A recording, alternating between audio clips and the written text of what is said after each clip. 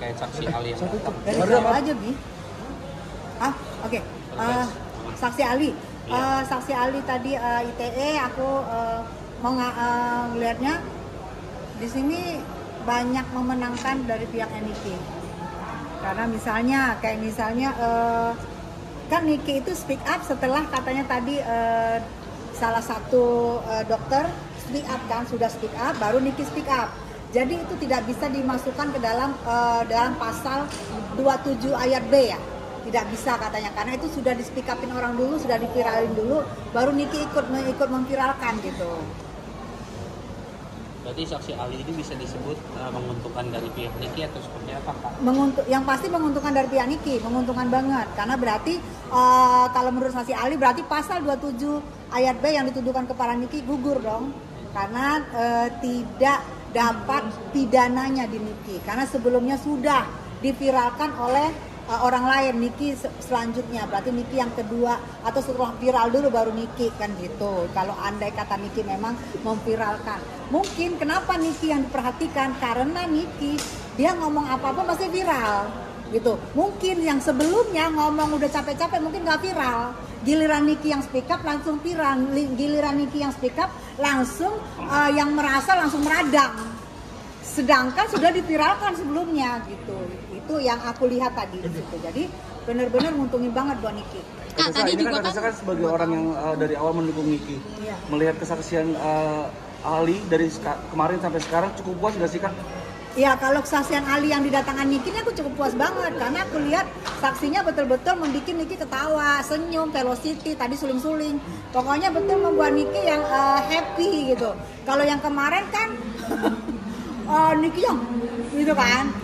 Karena jadi kalau yang ini betul-betul membuat dia happy, jadi kelucuan-lucuannya dia tuh keluar dengan sendirinya. Berarti secara nggak langsung, wow, emang bener nih, emang apa yang dikatakan ahli gini. Jadi 27B tadi out, jadi tadi malah TPPU-nya juga tadi tuh. TPPU-nya aku lihat malah jadi kalau tidak ada awalnya tidak ada pidana, maka di TPPU-nya selanjutnya pun nggak bisa dijadikan pidana karena ternyata TPPU itu harus awalnya dulu pidana kan awalnya ini kan perjanjian bisa dimenurutkan perdata jadi waktu pembayaran rumah itu tidak bisa dinyatakan itu adalah ikut pidana TPPU-nya berarti di situ batal juga gugur juga TPPU-nya gitu loh. Jadi ternyata rumah itu sudah dibeli jauh sebelum adanya menurut Niki.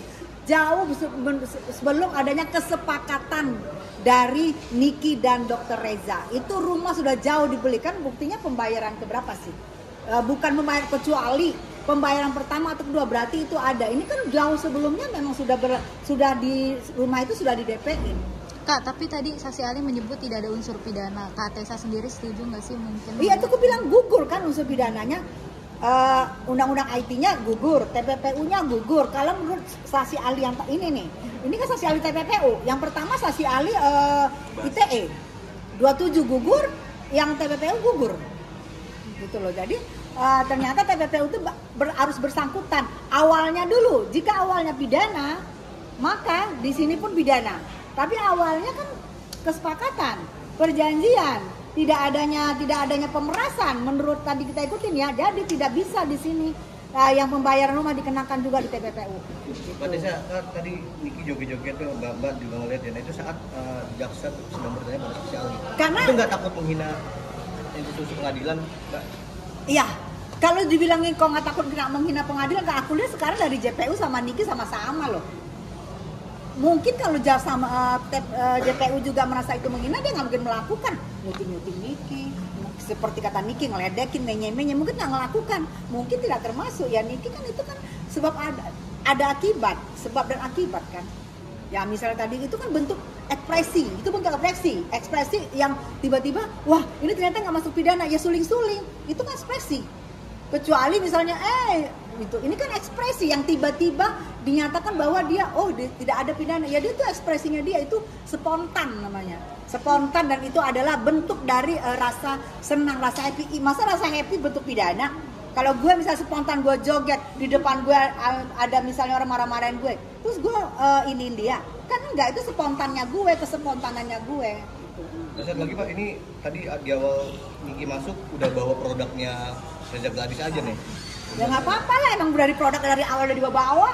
Dari awal kan emang dibawa yang merah itu kan, emang kan itu yang dibawa-bawa dari awal, karena itu yang malah ada salah satu si KH itu yang dia ini ya mereviewnya langsung suntiknya tuh digini-giniin ke mukanya.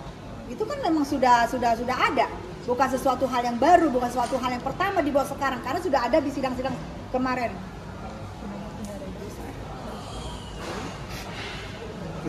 Nah ini kita tunggu selanjutnya. Ini kan tanggal 28 insya Allah keputusan akhir. Niki dinyatakan, kalau aku sih feelingnya ya berharap feeling dinyatakan bebas tanggal 28. Jadi mungkin berapa kali lagi aja nanti ada Niki juga bersaksi, habis itu ada nanti pledoi, ada nanti replik duplik putusan. Jadi nggak lewat tanggal 28 sudah putusan, nggak capek juga kerja, udah selesai ya berarti ya. Hah? Kalau aku insya Allah, aku tidak ada prediksi karena aku bukan ahli ramal, aku bukan Madam Tessa Gumam. Tapi aku mikir kalau lihat dari saksi ahli minggu kemarin sama minggu ini yang menyatakan batalnya gugurnya itu, kita ambil kesimpulan batal gugur pidana-pidana yang dituduhkan. Kalau gue yakin insya Allah ya bebas, insya Allah. Aku nggak ada berapa persen, cuman aku berharap bebas. Tapi kan semua juga nanti kita putusannya ada di hakim. Kita berharap hakim tegak lurus. Kita berharap ini adalah pengadilan lebih cerah daripada cahaya, kan prinsipnya begitu. Aku berharap begitu dan semoga ini pengadilan yang diharapkan banyak penggemarnya Niki atau fansnya Niki bahwa ini bisa bebas demi hukum, insya Allah. Mbak Tessa, ini marah itu soal ada soal ondel-ondel itu gimana sih ceritanya? Siapa marah? Kemarin itu marah. Yang nyebutin gue siapa? KW. Ada ya. Ya Allah, itu mah nebeng. Maaf ya, udah tepuru jatuh kena cat, nah lagi gini nih, udah makan bebong kagak viral, udah ngelakuin ini kagak viral. Nyenggol siapa yang paling enak? Yubrik. Nyenggol Yubrik itu paling enak, viral langsung ya kan. Maaf ya, nggak level yang nenek KW ya, maaf. Aduh jangan nanya begitu dong, ini soal Niki loh. Nggak ini banget, nggak level, langsung janjlok begini loh gue. Nggak level ya. Yang ngomong kalau cuma KW nggak asli buat apa ya kan. Baju itu kalau bisa beli dari luar negeri, sampai gue nggak copot loh mereknya nih, beli dari luar negeri kalau bisa ya. Jangan yang KW gue males.